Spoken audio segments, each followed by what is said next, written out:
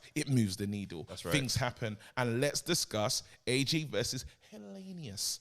Yeah. Talk to me, man. What's your thoughts, bro? Where you at now? A lot of days to digest It's a few and days understand. have passed. Yeah. You know what? I'm in this weird pocket right now with my understanding of that fight, right? Yeah. Because I try to factor in as much as I can to be as fair as possible, right? Yeah. The late replacement thing, it is a thing. Big factor. Yeah, it is a factor. I know a lot of people kind of skirt it like, but these things, they do matter. There's a reason why they have a camp focused on a guy. They bring in sparring partners exactly like the guy they're going to fight. And the minute you change it, you just leave wide open. It's just two fighters getting into a ring at this point. There's no... So, on one hand, I look at that. The other hand, there's times where I felt like, you've kind of got the measure of him already. But it seems like maybe that wasn't the experience of AJ in the ring, even though it looks like it's glaringly like, bro, you just got him. Yeah. Go and double up. So I think that apprehension made everybody uncomfortable, but a knockout is a knockout, man. Yeah, man. A knockout's a knockout. And I hear what you're saying because I was a tougher critic, especially on the night. Tough critic. And I was disappointed. I can't lie and pretend and mess around. I'll tell you exactly how I feel, bro. In those rounds, similar to the fans that are booing, I went on Boogate, but I was like, AJ, give me more, man. You know what I mean? AJ, I know you to be better than this. While you're trying to become a technical wizard and this, that, and the other, what I'm looking for is, probably more on the punch variation, but at least doubling up the jab. I need to see stuff just to let me know, okay, this is the work that you've been working with Derek with. Because no matter what, I get it's a taller opponent, this, that, and the other. But, bro, like, the throwing the single shots and the tentativeness for me is what bothered me the most.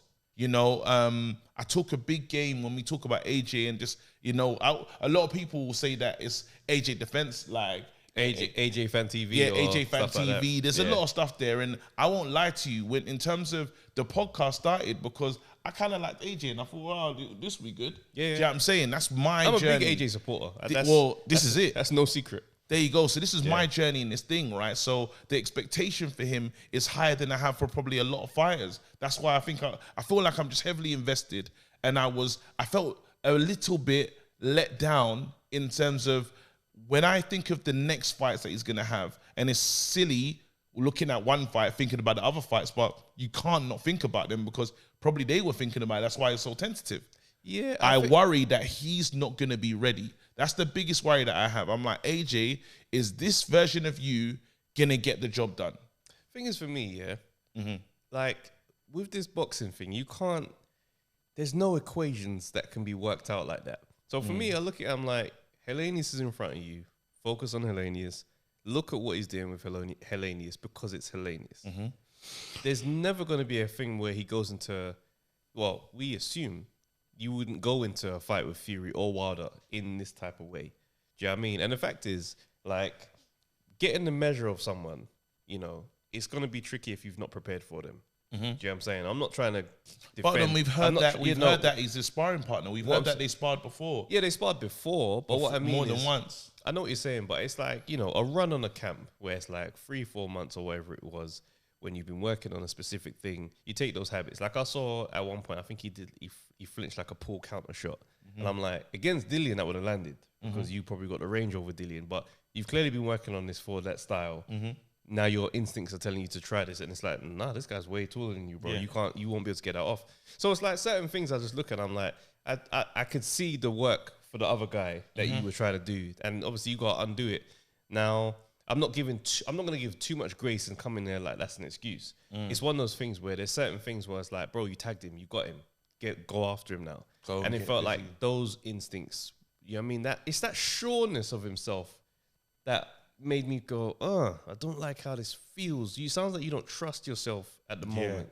I love to listen to boxers, right? And I was listening to David Hay and Bellew discuss this, and the conversation was riveting almost. It was post-fight, and you could see that Hay gave me a sense of a man that was frustrated. Yeah. He was watching it thinking, Hay was like almost like, AJ, I need more from you. I want more from you. I expect more from you. And then you had Bellew that was like, well, no, listen, he's different. Is someone that's fought a lot, and he knows now he doesn't want to experience certain things, and he'll stop himself from getting into certain types of trouble. And you only learn that after a loss. He's saying that you lot wanted to come forward with a lack of fear in this, that, and the other, but he's experienced a loss to Ruiz and stuff. It changes you as a fighter. These moments change as a fighter, and Hayes there is like, no, though. He's like, yeah, because you can see the type of fighters coming through. Because Hayes, we know what Hayes about. Hayes, I'm on smoke, bro. Like, my leg's falling off. He spoke about it when he was, his leg went still going forward, because that's his DNA. His thing is, I'm going that way. There's no other way. This is the way I win fights. And it's like AJ's gone from that way to chess.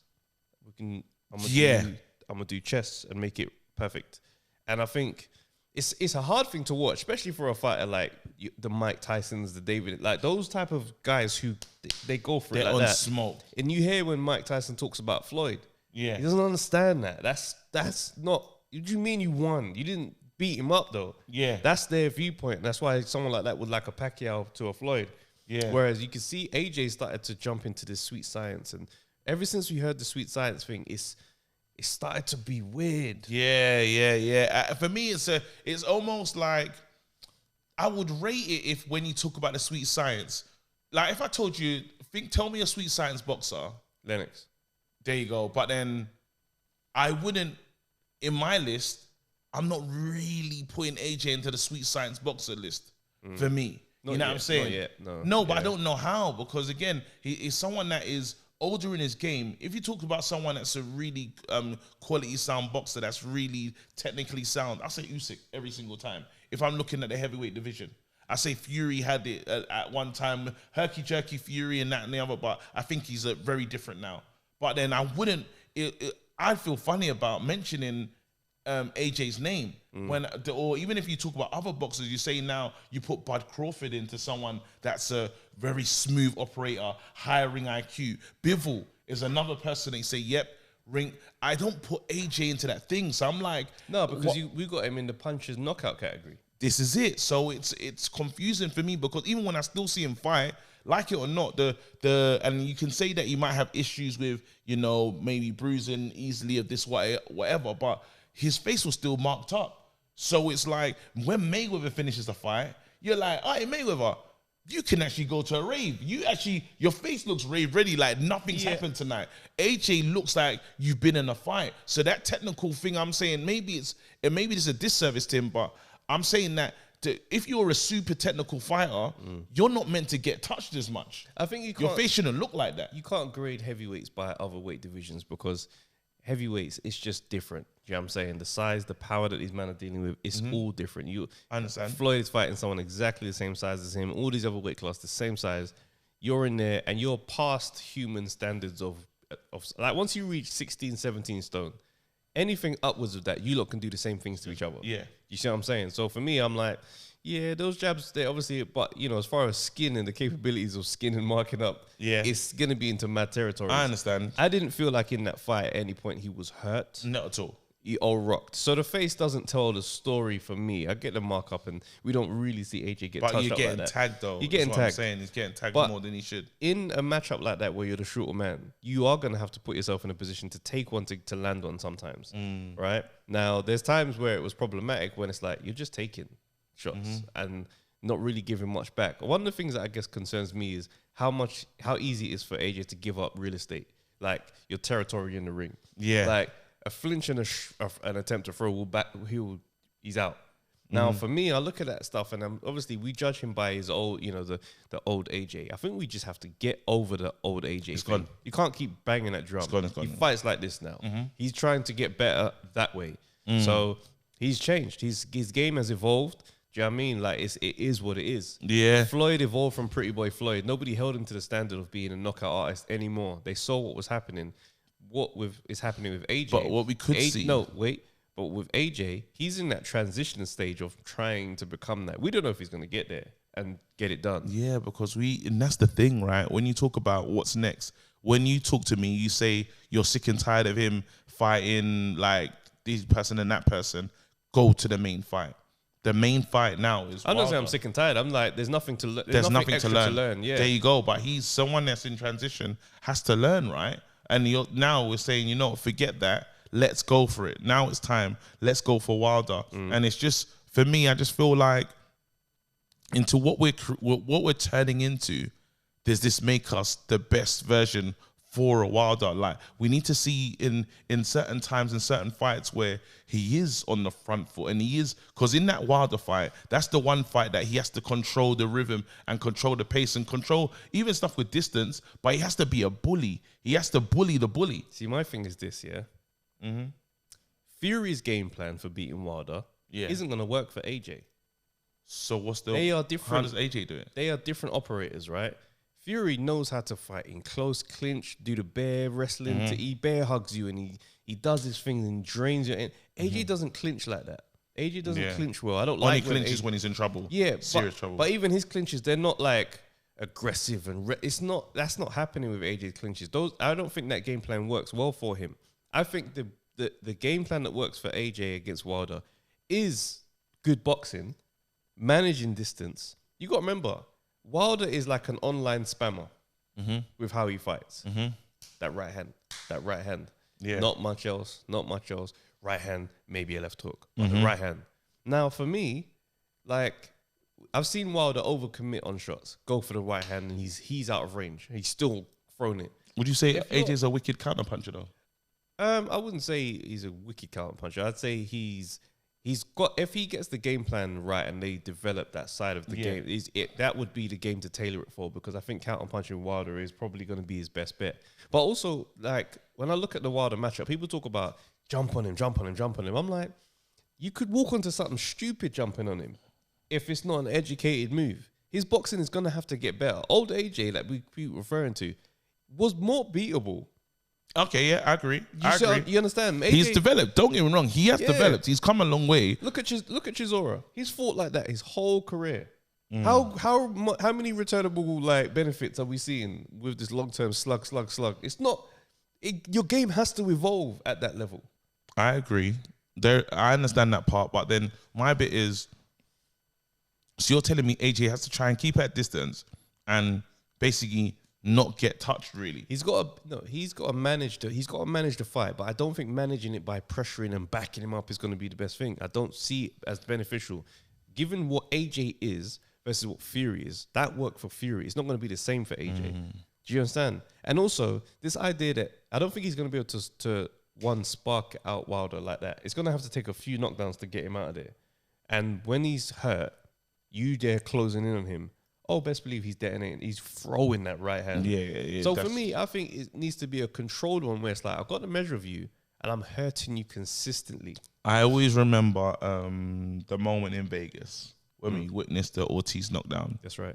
You turned to me and you went, and I was like, and then that was for you saying to me, it takes one. That's right. All it takes is one. Forget about all this other stuff. One will do it. And the issue is, in that, if he doesn't control it for me, that one will arrive, and it could be a graze. It could be a graze, and it's like, because the thing that was talking about, and the thing probably frustrating Hay and whoever that was watching, and even a lot of the fans, because I saw those comments online, it's like, where's that thing in him? Where's that animalistic side that's gonna just sometimes throw caution to the wind? When, okay, you've hurt Helenius, step on the gas.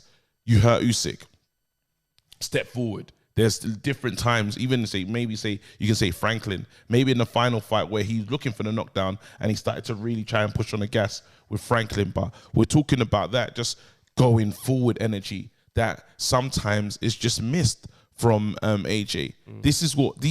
I think this is the kind of, because people understand, let's say he didn't get a knockout, but his whole energy was forward. We'd feel better. No, we wouldn't.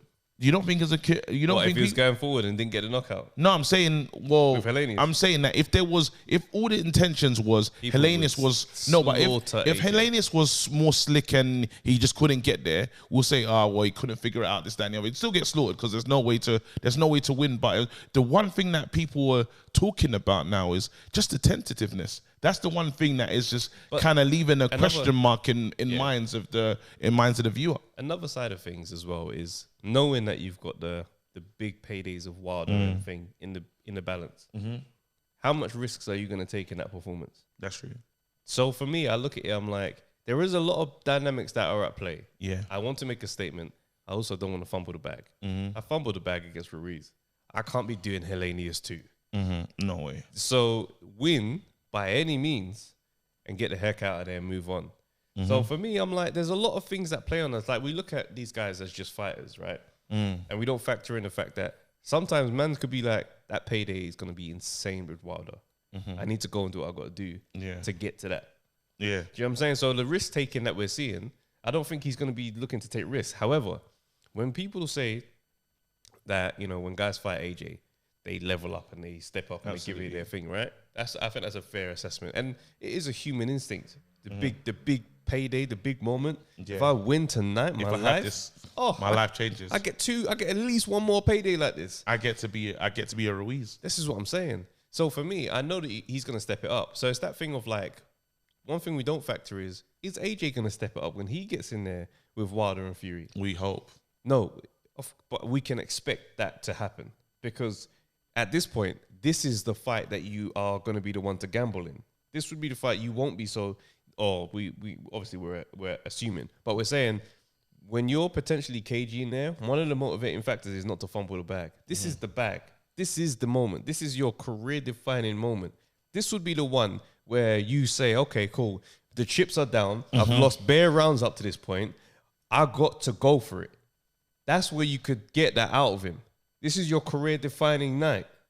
We need to just see what that looks like. No, but you're not going to. No, but this is why I haven't seen it though. And this is why I say it has to be them next because we're not going to get that out of these other guys. Yeah. You got to remember, these men are big night guys, you know? Yeah. And you're asking AJ to step up and be like, go hell for level with Hellenius and Franklin. No, bro. Them men are on a rebuild. Go in, do the thing. You're right. You're right. You're right. That's just another element to factor in. I'm not trying to justify every single thing we've seen. You're right. I'm just saying there's more to the, you know what I mean?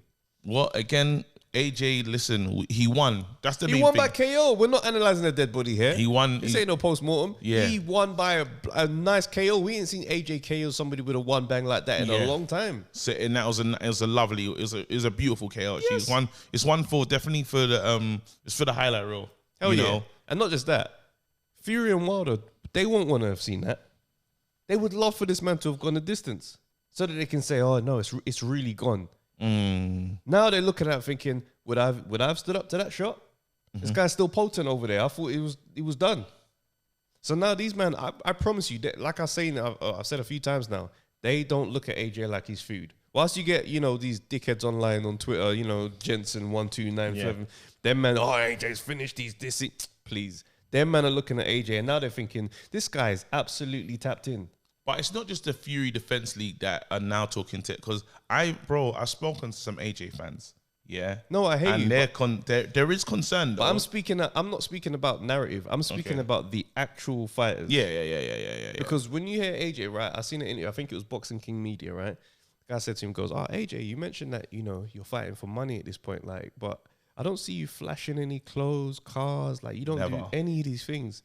So it's like, you know, and he goes, and I know, like, off record, from people around you that you do a lot of charity work, you do a lot of work for people. Like, so what's all that about? He's like, well, you know, it is about money. It is money at the end of the day. Like, I do have these things, just don't really floss them. Like, right now, I'm doing my job. I'm training, I'm fighting, and I'm going back to train, and I'm locked in. I see a video he posts, like, just doing push-ups and stuff like that. And I'm looking at thinking, if you're Fury and Wilder, you're looking thinking, suppose he figures it out in the ring with me on my night. Yeah. Because that's all it takes. It's a night. It's one night. And then as soon as you win, you go into the pound for pound list. You know, there's been one night, because the pound for pound list is I don't think it's for heavyweights.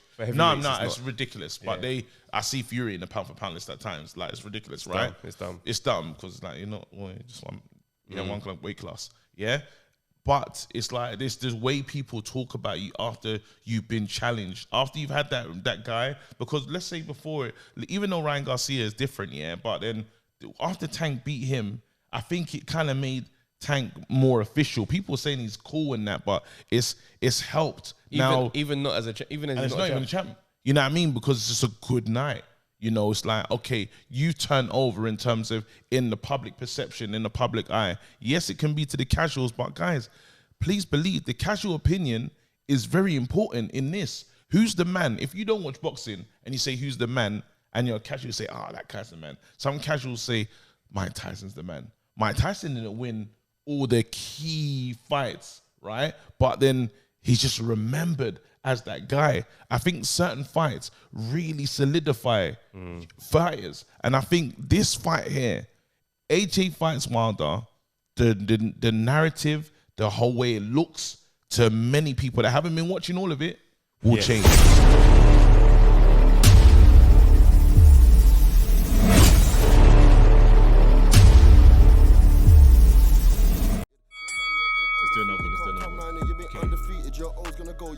Yo, people, thanks for watching the Undefeated podcast. Make sure you like, subscribe, share, leave a comment, and all that good stuff, man. This is the place to be.